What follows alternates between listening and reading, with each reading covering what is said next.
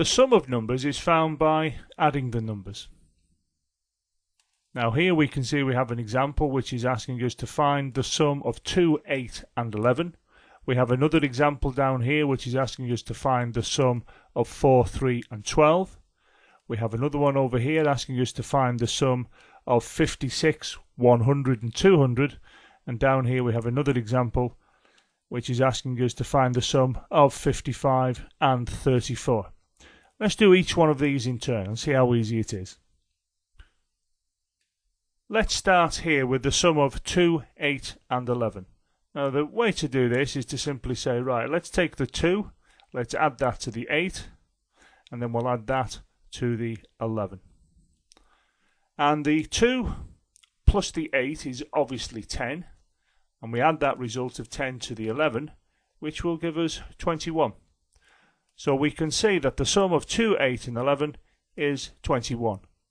If we come down here and have a look at this example here, it's asking us to find the sum of 4, 3 and 12. The same process, it's simple. You take the 4, you add it to the 3, and you add that to the 12. Now 4 plus 3 is obviously 7, and we add that 7 to this 12, and that will give us 19. So the sum of 4, 3 and 12 is 19. Up here we have another example. This one is asking us to find the sum of 56, 100 and 200.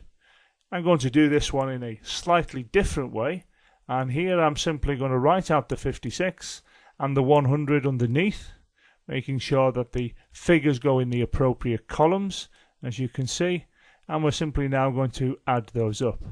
So we have this column here, which is 6 plus the 0 plus the 0, which is obviously 6.